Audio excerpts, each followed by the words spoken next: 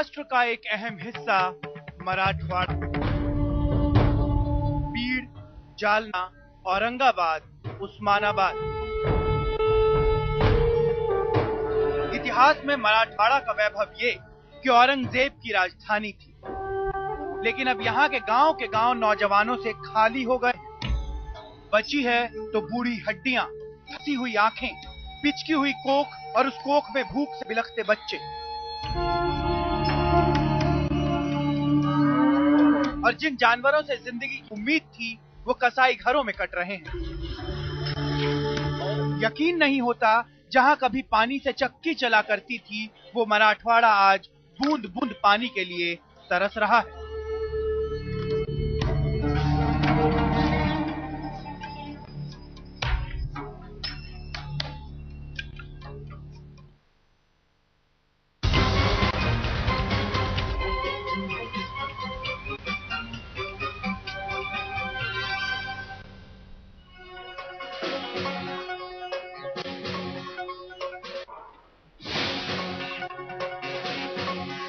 नमस्कार, आप देख रहे हैं आज तक। आपके साथ मैं हूं अंजना ओम कश्यप। बिन पानी आप जी नहीं सकते और जीने की आदत किसी तरह डाली भी तो महंगाई जीने नहीं देती।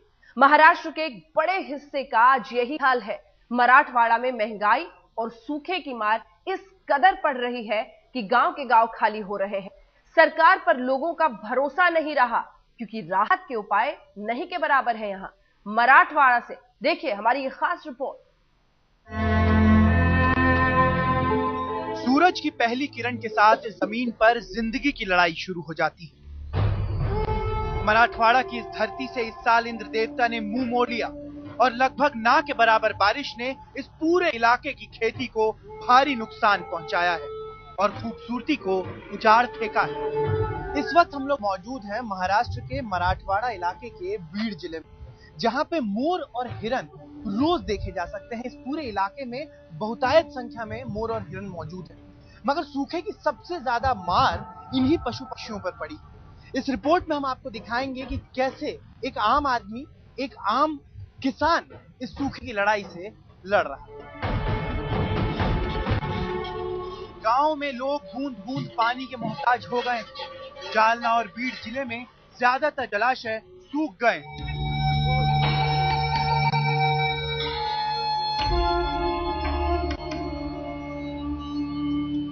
लोगों को पानी लाने के लिए कई किलोमीटर तक पैदल चलना पड़ता है। 5-6 दिवस एकदा येते.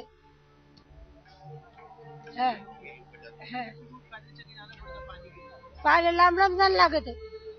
लांब लांब जायला लागत, 1 किलोमीटर जायला लागत. पीने का पानी तो दूर से लाना पड़ता है, 2-2 किलोमीटर से लाना पड़ता है। एक कैन रहता है 20 लीटर का, वो भर के लाना पड़ता है पीने के लिए।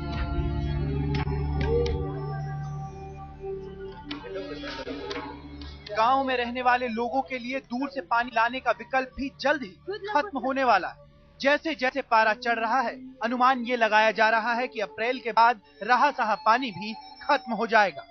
जहाँ पे आपकी बावड़ियां हैं आसपास, ये पूरा इलाका जहाँ से आप पानी लाते हैं, उसमें पानी है? मतलब पानी मिलेगा पीने को? है, लेकिन वो तो जनवरी एंड के बाद या फरवरी के 15 तारीख से के आगे नहीं जाने वाला, ऐसा है। 1 महीने तक पानी मिलेगा। हम सरकार ने एक अच्छा फैसला लिया। इस पूरे इलाके में कंस्ट्रक्शन का काम बंद कर दिया गया है। सितंबर 2012 के बाद कम बारिश की वजह से जिला प्रशासन ने किसी भी तरह के कंस्ट्रक्शन के काम पर पाबंदी लगा दी है। नतीजा ये कि मजदूरों और कारीगरों को काम की तलाश में अपना घर-बार और अपनों को छोड़कर बाहर जाना पड़ रहा है। कैमरामैन महेश मोरे के साथ आदित्य अमर, बीड़ आज तक। खेती ने दगा दे दिया है। सूखे के मारे किसानों में इतनी कुव्वत नहीं कि महंगाई को झेल सके। ऐसे में कौन सा रास्ता बचता है? मराठवाड़ा के किसानों ने वो रास्ता चुना जो गांवों से शहर की ओर जाता है। हम लोग जालना जिले के करजत गांव में बैठे हुए हैं और जो इस गांव की कहानी है वही लगभग पूरे मराठवाड़ा की कहानी है, चाहे वो बीड़ का जिला हो, चाहे वो जालना का जिला हो। इन मासूमों को इस बात का इल्म भी नहीं है कि इतना हंगामा क्यों बरपा है। सिर्फ सिर्फ इस बात का गम सताता है कि इनके माँ बाप इन्हें गांव में छोड़कर बाहर काम करने चले गए। वैष्णवी और ओम की देखरेख अब इनके बूढ़े दादा दादी कर रहे हैं।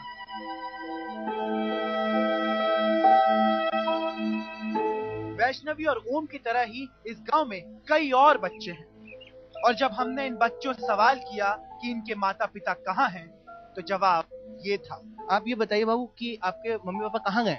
मुंबई मुंबई। क्या करने गए? काम बात होती है उनसे? होती है। कितने दिन पहले गए थे?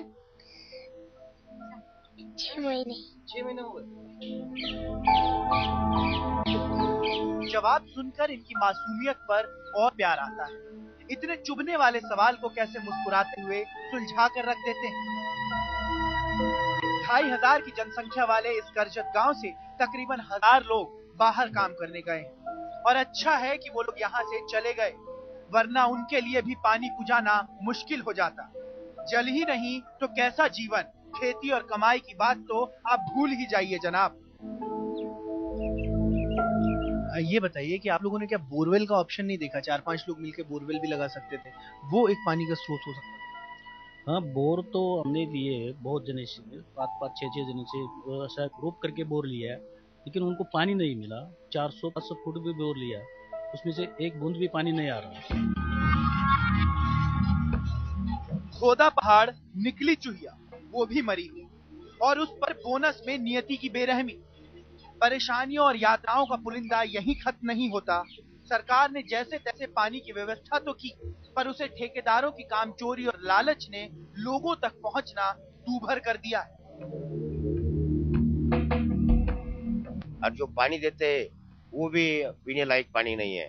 जो है अम्बड़ में जो नाला है, पूरा अम्बड़ शहर का जो जाता है नाले की तरफ पानी जाता है, वहाँ एक बड़ा कुआं है, और कुएं से पानी जो लाते हैं वो ना जानवर के पीने के लायक नहीं, उसमें जानवर के लिए पीने के लायक नहीं, वो आदमी पीते हैं।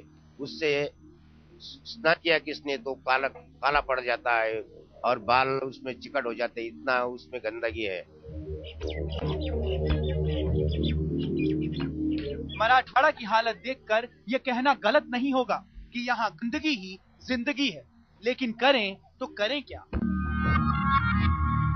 कुल मिला के मामला ऐसा है पूरे मराठवाड़ा का कि सुबह जब सूर्य की पहली किरण पड़ती है और शाम को जब सूर्यास्त होता है, उसके बीच में आदमी सिर्फ इस उम्मीद में जी रहा है कि शायद इस बार बारिश अच्छी होगी और उनकी जिंदगी पटरी पर आ जाएगी।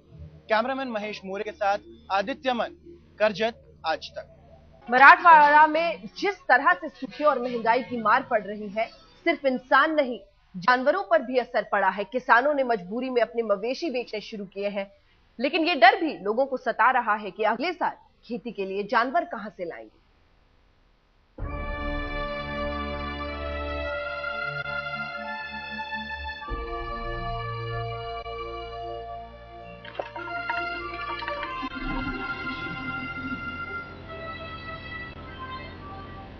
अब हम आपको मराठवाड़ा के उस हिस्से में ले आए हैं जिस पर सूखे का सबसे ज्यादा प्रभाव पड़ा है। ये वो हिस्सा है जहां से बड़ी संख्या में लोगों का पलायन शुरू हो चुका है काम की तलाश में। ये वो हिस्सा है जहां पे इंसानों और पशुओं को, जानवरों को पीने का पानी 20-20 दिन बाद मुहैया हो रहा है। इस जिले का नाम है जालना।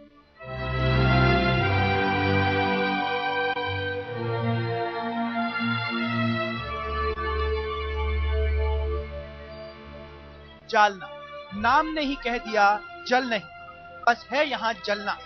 इंसान जलता है तो कह देता है, लेकिन बेजुबान जानवर जालना के सितम पर कैसे बोले, और अगर बोले तो समझे कौन?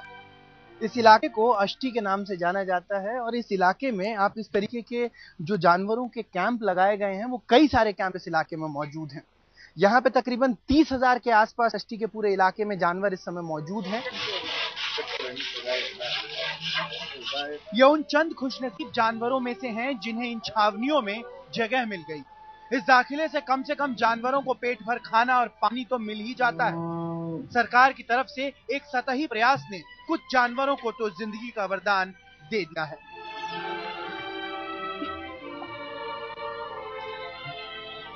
जो बड़ा जानवर होता है इसके लिए 60 रुपीज रेट फिक्स किया है, और 30 रुपीज छोटे जानवर को देने का डिसीजन हुआ है। सरकारी इंतजाम है तो सरकारी पनाह तो दिखेगा ही। इन जानवरों को पिछले 2 महीनों से गन्ने की कुट्टी ही दी जा रही है। एक ही तरह का खाना खाने से मवेशी बीमार हो रहे हैं। जिला प्रशासन के अनुसार हर कैंप के लिए डॉक्टर का इंतजाम भी किया गया है, पर हकीकत कुछ और ही है। सरकारी डॉक्टर नहीं आते, हमसे जेब से पैसे लेकर उस डॉक्टर को बुलाते हैं और वो डॉक्टर जानवर को चेक कर जाते हैं। येतच नाही त्या जनावरांचा डॉक्टर इकडे सरकारी, तिकडेच पैसे कमी नुसते, इथे येतच नाही कोणी सरकारी डॉक्टर। कई किसान ऐसे भी हैं जिनके जानवरों को यहाँ जगह नहीं मिली, कारण कि छावनी में सीट फुल हो चुकी थी या वो उस तालुका से ताल्लुक नहीं रखते। वजह चाहे जो भी हो, पर ना तो इन किसानों पर और ना ही उनके जानवरों पर किसी ने दया करने की सोची भी। 2, 4, 20, 25 ऐसे जितने आते हैं उधर दूसरी छावनी में चले जाती, क्योंकि इधर 3000 जानवर पूर्ण होते गए, इसलिए इधर नहीं रहती थी। आपने देखा ना कितने लोग आते हैं यहाँ पे? तो बहुत लोग आए थे और उसे यहाँ जगह नहीं मिली, वो फिर वापस चले। वो बदनसीब किसान जिनके जानवरों को ना तो छावनी में जगह मिली और ना तो किसान उन्हें पालने की कुव्वत रखते हैं, वो जानवर कैसे मौत के मुंह में जा रहे हैं, जानने के लिए देखते रहिए हमारी ये खास रिपोर्ट। आदित्य मन, मराठवाड़ा आज तक।